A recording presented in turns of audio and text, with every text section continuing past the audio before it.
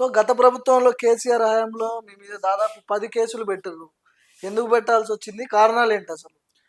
నేను ఒకటే ఈ ఉద్యోగాల అంశాలపైన, జరుగుతున్న అక్రమాలపైన, అన్యాయాలపైన, హ్మ్. ఆలస్యం పైన నేను ఒక లెక్చరర్‌గా విద్యార్థులను మొబలైజ్ చేసే ప్రయత్నం చేసినప్పుడు, ఈయన సోషల్ మీడియా ద్వారా విద్యార్థులు రెచ్చగొడుతున్నారన్న కారణంతో ఎక్కడికి పోతే అక్కడ అరెస్ట్ చేసి, కేసుల మీద కేసులు పెట్టి, టీఆర్ఎస్ గవర్నమెంట్‌లో ధర్నా చేయడానికి, నిరసన తెలపడానికి, వాయిస్ వినిపించడానికి అవకాశం లేకుండా ప్రజాస్వామ్యాన్ని కూని చేసింది. ఆ కూని చేయడంలో మహేందర్ రెడ్డి కూడా వన్ ఆఫ్ ద పాత్రధారి. ఓకే.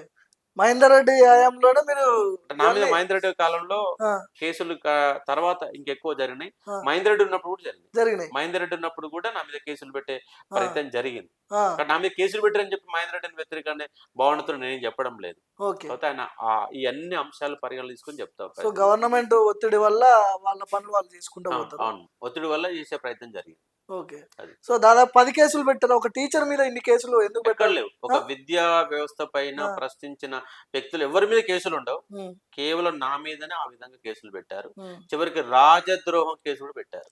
రాజద్రోహం కేసు. రాజద్రోహం కేసు కూడా పెడితే అప్పుడున్నటువంటి జడ్జి ఆ!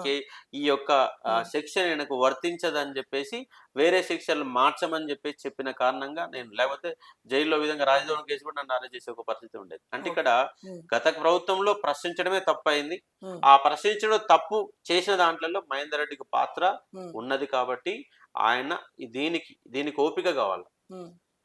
తెలియని అంశాలు తెలుసుకునే ఓపిక కావాలి. హ్మ్. ఆ ఓపిక బాసిజం పనికిరాదు ఇక్కడ. ఓకే. ఇంకోటి నిజాయితీ ఉండాలి. హ్మ్. ఎవరు చెప్పినా కూడా ఒక ఉద్యోగం కూడా అక్రమంగా ఎందుకంటే 500 పోస్టులకు పైన వాళ్ళ గ్రూప్ 1 ఉంది. హ్మ్.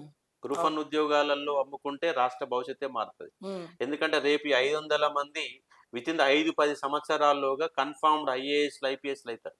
రాష్ట్రం యొక్క భవిష్యత్తును నిర్దేశించే గ్రూప్ 1 ఉంది.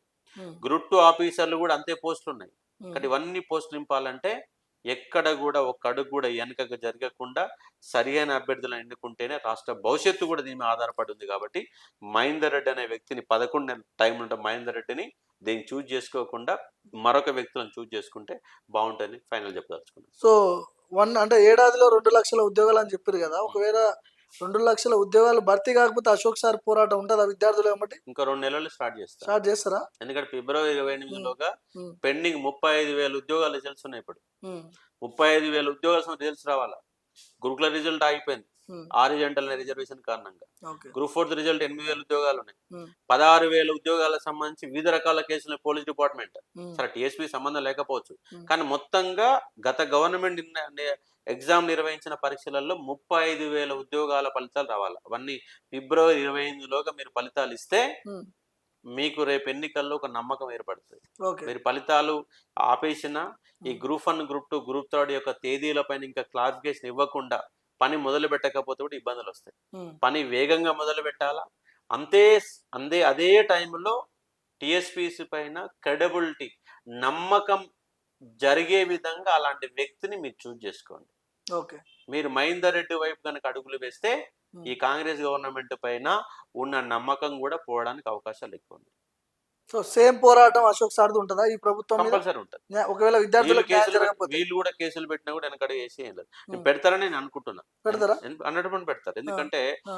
ఎప్పుడైనా ఏ గవర్నమెంట్ కూడా నిరసనని ఏ గవర్నమెంట్ కూడా సహించదు. హ్మ్. నిజంగా వీళ్ళు ప్రజాస్వామ్య ప్రభుత్వాన్ని నడిపితే విద్యార్థులకు నిరసన కూడా అవకాశం ఇచ్చి వాళ్ళ బాధ ఇని ఆ బాధ ప్రకారం 2,00,000 ఉద్యోగాలు నింపాలా. 2,00,000 ఉద్యోగాలు కాదు 28 లక్షల ప్రైవేట్ ఉద్యోగాలు కల్పియాలి. మీరు ఎన్నికల మేనిఫెస్టోలు ఇచ్చారు. 75% స్థానికులకు ఉద్యోగాలు ఇస్తామని చెప్పారు. ఇంతవరకు దానిపైన చర్చ మొదలుపెట్టలేదు.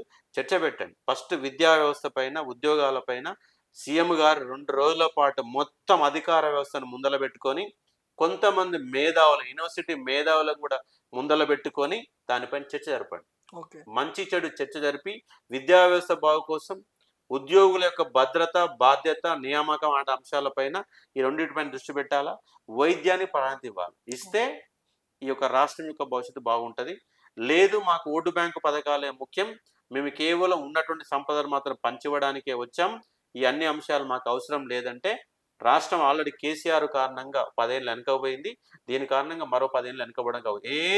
ఏది మీరు చేయాల్సిన పని లేదు. విద్యా వ్యవస్థ ఒక్కదాన్ని నాశనం చేస్తే రాష్ట్రం ఆటోమేటిక్‌గా నాశనం అయిపోతుంది. ఓకే. ఇలా విద్యా వ్యవస్థ బాగున్నటువంటి దేశాలే అద్భుత ప్రగతి పదంలో ఉన్నాయి. విద్యా వ్యవస్థ కనుక మీరు క్లాసిఫికేషన్ చేయకపోతే ఈ వ్యవస్థలన్నీ నాశనం అయిపోతాయి. దయచేసి మహేందర్ రెడ్డి విషయంలో మీరు గనక అనుకుంటే ఒకసారి ఆలోచన చెయ్యమని రిక్వెస్ట్ చేస్తా ఉన్నాను.